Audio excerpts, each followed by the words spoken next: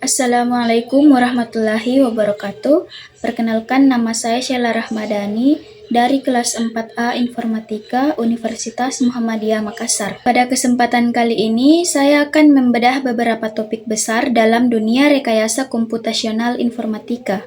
Kita akan mempelajari teori dasar, algoritma cerdas, dan studi kasus nyata. Mari kita bahas lebih lanjut. Jadi yang pertama adalah pengantar rekayasa komputasional, yang dimana rekayasa komputasional adalah pendekatan berbasis simulasi numerik untuk memecahkan masalah. Teknik dan ilmiah yang terlalu rumit bagi perhitungan manual berbeda dari pemrograman biasanya, yang fokus pada logika aplikasi. Bidang ini berfokus pada pemodelan sistem nyata dan prediksi berbasis matematika. 3 pilar utamanya meliputi pemodelan matematika, algoritma numerik, dan juga komputasi berkinerja tinggi, yang dimana diterapkan mulai dari uji tabrakan virtual mobil hingga simulasi jaringan energi. Selanjutnya ada PSO dan juga studi kasus regresi. Ketika menghadapi masalah yang sangat kompleks, kita membutuhkan algoritma optimasi cerdas seperti PSO. Algoritma ini meniru perilaku sosial kawanan burung saat mencari makanan. Setiap kandidat solusi disebut partikel yang terbang di ruangan pencarian.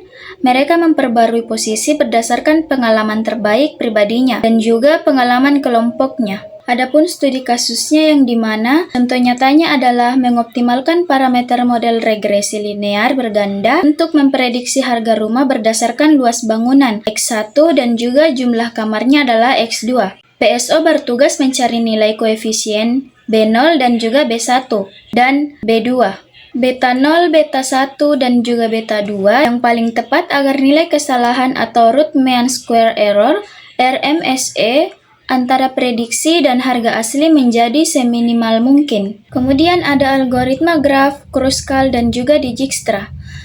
Selain optimasi partikel, dalam dunia komputasi, kita sering memodelkan masalah nyata menggunakan struktur data, graf, atau jaringan. 2 algoritma graf yang sangat terkenal adalah algoritma Kruskal, berfungsi mencari minimum spanning tree atau pohon perentang minimum. Caranya yaitu dengan cara memilih jalur yang bobotnya terkecil satu persatu tanpa membentuk siklus atau perputaran. Sangat cocok dan efisien pembuatan jaringan kabel atau jalan.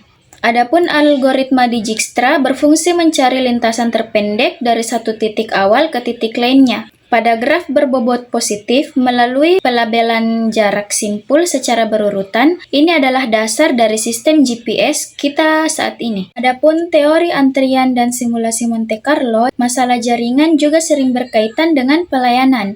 Melalui teori antrian model MM1, kita bisa menganalisis sistem pelayanan loket tunggal atau satu server dengan pola kedatangan dan waktu pelayanan yang acak atau stokastik seperti antrian nasabah di bank. Contoh simulasinya adalah agar kita bisa memprediksi kinerja loket tersebut tanpa gangguan sistem asli, kita menggunakan simulasi Monte Carlo. Simulasi ini bekerja dengan membangkitkan angka acak ribuan kali untuk menghitung estimasi statistik seperti rata-rata waktu tunggu dalam antrian maupun total waktu dalam sistem.